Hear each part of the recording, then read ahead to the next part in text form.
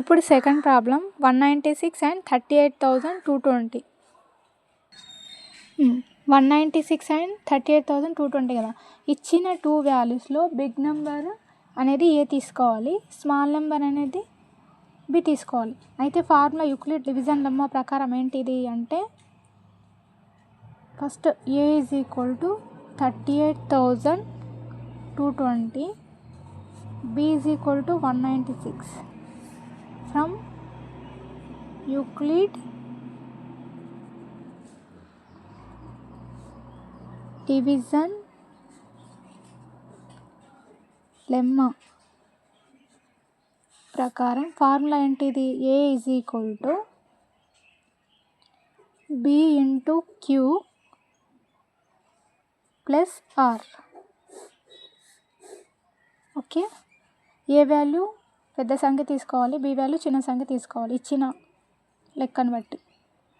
Okay, formula వచ్చింది. దీంట్లో ఈ వాల్యూ సబ్స్టిట్యూట్ చేయాలి. అయితే ఏ వాల్యూ ఏముంది 38,220, తర్వాత బి వాల్యూ ఏమనుకున్నాం 196.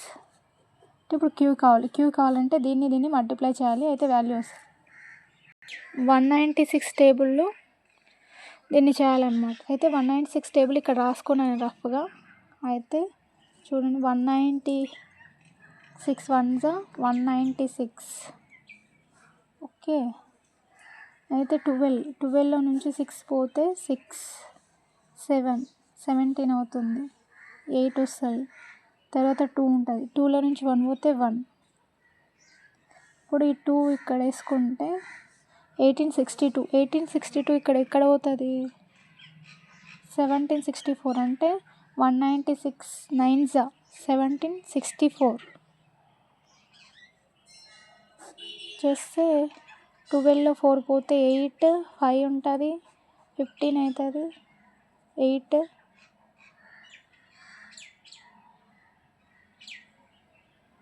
15లో 6 పోతే ఎంత, 15లో 6 పోతే 9, మిగిలిన 0 ఇక్కడ వేసుకుంటే 980. 196 5s 980. ఓకే, 0 వచ్చింది రిమైండర్. ఇప్పుడు ఏం చేయాలి, ఇక్కడ క్యూ ఏముంది 195 వచ్చింది, ఇక్కడ 195. రిమైండర్ ఏమొచ్చింది ఇక్కడ 0 ఇక్కడ వేసుకున్నాం. ఇప్పుడు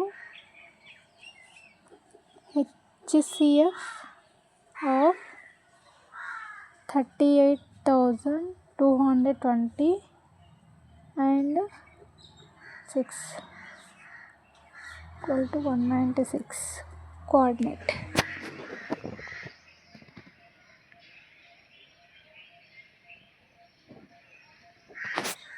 ఇక్కడ ఈ బి ప్లస్లో ఉన్నదే HCF అవుతుందన్నమాట. ఈ బి ప్లస్లో ఉన్నదే HCF అవుతుంది కాబట్టి 196.